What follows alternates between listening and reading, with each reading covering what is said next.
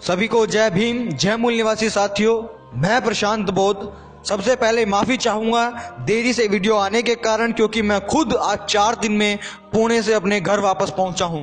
लगातार आज हर जगह पुणे में, महाराष्ट्र में जो दंगा हुआ है, भीमा कोरेगांव पर जो दंगा हुआ है, उसकी बातें चल रही हैं। मैं वहां पर गया था। अगर मैं आपको बताऊं तो मैंने पहली बार इतनी भीड़ अगर देखी थी तो वो भीमा कोरेगांव में देखी थी। मैं सुबह से लेकर शाम तक देखता रहा, भीड़ थी, भीड़ थी, भीड़ थी। इतनी भीड़ की खत्म होने का नाम नहीं ले रही थी। लेकिन फिर भी वहां दंगा हुआ। तो वो दंगा हुआ क्यों, दंगा कैसे हुआ, दंगा किसने कराया? दंगा हुआ, लोगों की गाड़ियां तोड़ी। लेकिन तोड़ी वो किसने? ब्राह्मणों ने, पेशवाओं ने और आरएसएस के लोगों ने। लेकिन तोड़ी कहां? जहां उस भीड़ का छोर था, यानी एक किनारा था जहां गिनती के 10, 15, 20, 50 लोग थे। सिर्फ वहां उन लोगों ने उनकी गाड़ियां तोड़ी, लोगों के ऊपर पत्थर बरसाए। लेकिन वो लोग बीच में नहीं आए जहां पर भीड़ थी, क्योंकि उन्हें पता था अगर वो लोग वहां आते तो उनका क्या हश्र होता। इन लोगों की नस नस में धोखेबाजी, हरामखोरी बसी हुई है। ये लोग हमेशा पीछे से वार करना जानते हैं, करते आए थे, करते आ रहे हैं और आगे भी करते रहेंगे। इन लोगों ने वहां हमला किया जहां कुछ लोग थे। उसके बाद में जब जैसे जैसे खबर आगे पहुंची, उस तरीके से फिर हमारे लोगों ने प्रतिक्रिया दी। लेकिन आपके मन में एक सवाल उठ रहा होगा कि आखिर ऐसा हुआ क्यों, आखिर दंगे हुए क्यों? क्योंकि हम मूल निवासी लोग तो शांति प्रियता के साथ वहां पर शहीद स्तंभ पर गए थे।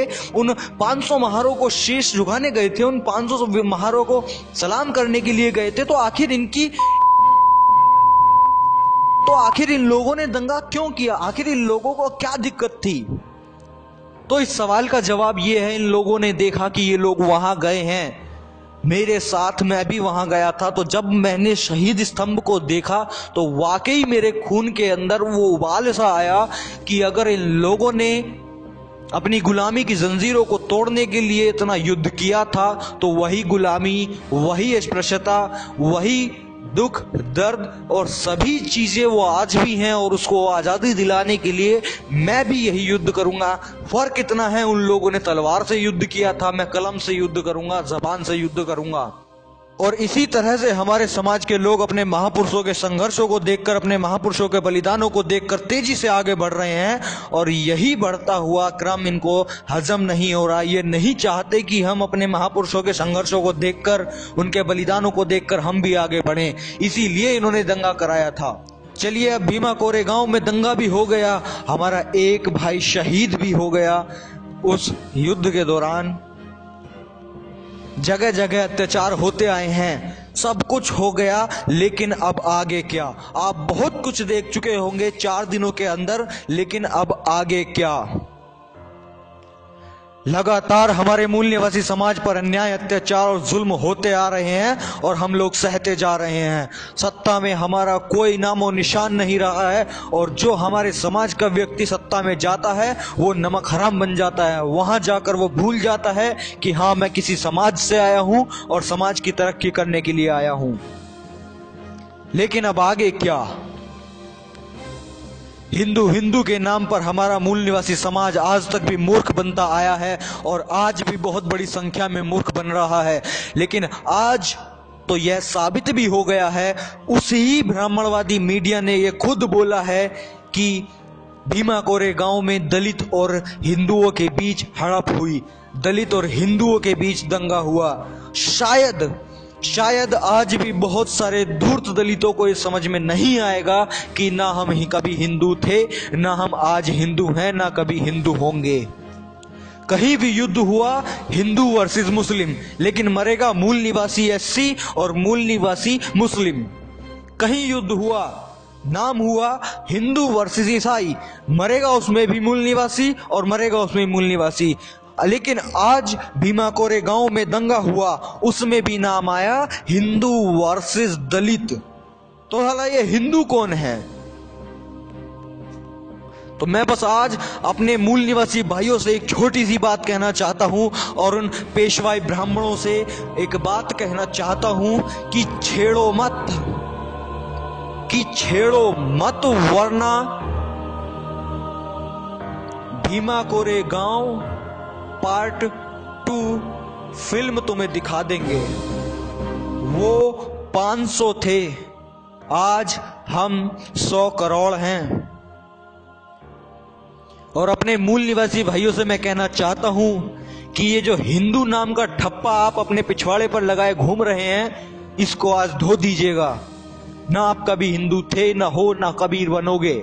अगर रहोगे तो वही होगा जो भीमा कोरेगांव पर इन आरएसएस के संगठनों ने, हिंदू संगठनों ने तुम्हारे ऊपर किया था। तो इस हिंदू धर्म के नाम के ठप्पे को अपने पिछवाड़े से आज धो देना। और ये जो भीमा कोरेगांव पर हमले हुए हैं और आज तक भी इतने सारे हमले होते आए हैं, गिनाना चाहूंगा तो वीडियो बहुत लंबी हो जाएगी। आपने सुने और देखे भी होंगे। अगर आपको उनका बदला लेना है, इस भीमा कोरेगांव का बदला लेना है, तो आपको सिर्फ एक काम करना पड़ेगा। वो काम ये है, अगर आप ये बाबा साहेब के ऋण को उतारना चाहते हैं, इन मनुवादियों को अकल ठिकाना लगाना चाहते हैं, तो आज आप इस काम को करिए। इस काम को ध्यान से देख लीजिए।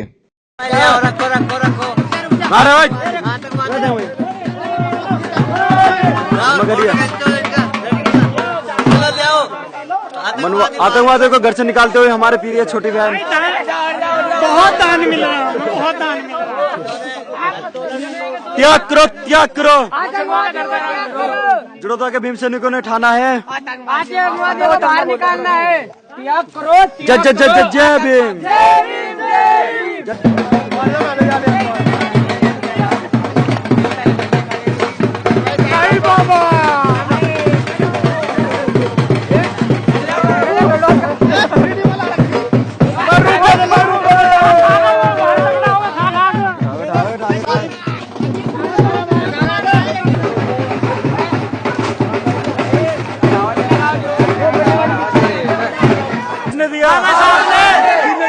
किसने दिया?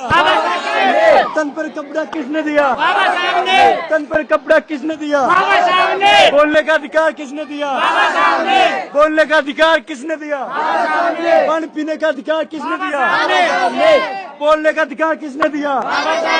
शिक्षा का अधिकार किसने दिया? शिक्षा का अधिकार किसने दिया? चोरी करनी किसने सिखाई? चोरी करनी किसने सिखाई? दारू पीनी किसने सिखाई?